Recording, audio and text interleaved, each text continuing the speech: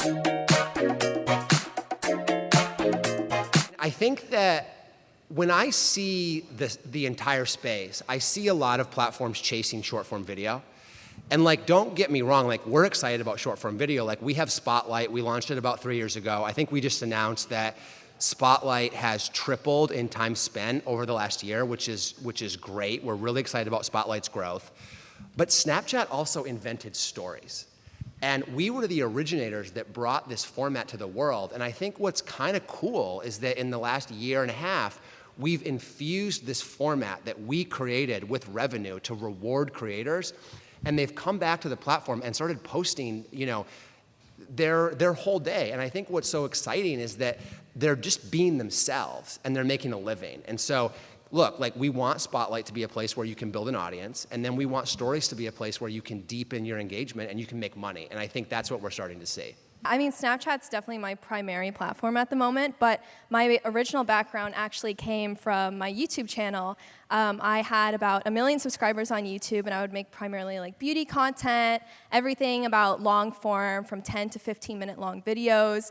But with the rise of short form content, I found my way onto Snapchat, and like you said, I'm pulling 1 billion views a month, which is insane because I would never see those numbers on YouTube.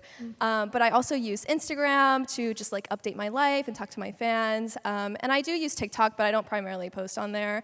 I'm definitely not the biggest fan of TikTok, but Snapchat is where it's at. I mean, I realize that people who are watching this are going to go to a bunch of panels this weekend and they're going to hear authenticity everywhere. Yeah. That's like the word of the day. And I think Snap's always been about that.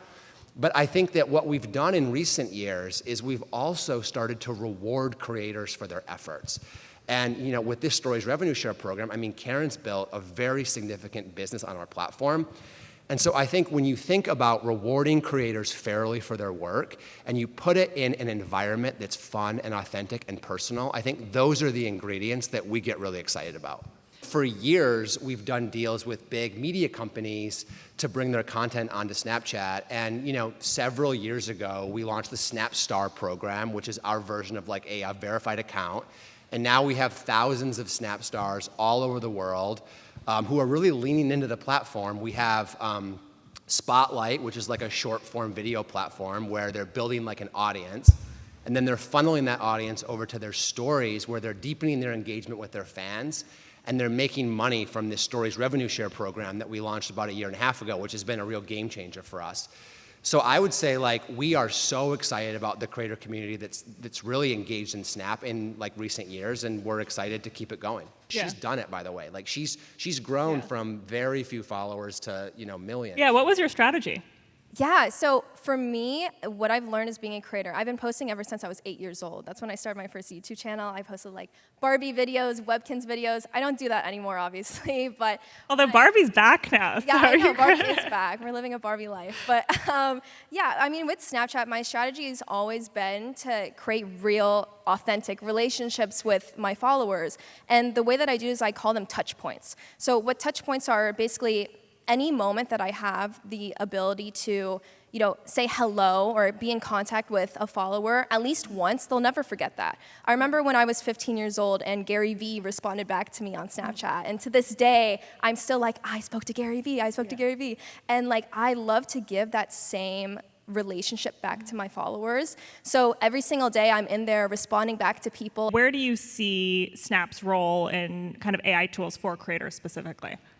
Well, the first thing I'll say is when Caryn talks about this business, I'm just so proud that we've been able to create this environment where she can build an engaged fan base that helps fuel these off-platform businesses. And I think that gets us really excited, first of all. I think in terms of the AI space, I mean, look, first of all, we're really excited about the space. We have My AI, which is a chatbot that we launched in the spring that I think we just announced that 10 billion messages have been sent to My AI, making it one of the largest consumer chatbots in the world, which is pretty insane. We just announced Dreams, which is a generative AI tool for content creation. And so we're thinking about the space in terms of chat and in terms of content creation. We've also started testing sponsored links in My AI. So as a business, that's good that this is a potential revenue stream for us. So I think it makes sense because, again, Snapchat opens to the camera, it's chat first. that we're starting with a chatbot, we're moving into content creation. But I think seeing what Caryn has done is really inspiring to us, and I think we're going to continue to monitor the space and see when it makes sense to do something outside of that, maybe for professional creators, that's exciting too.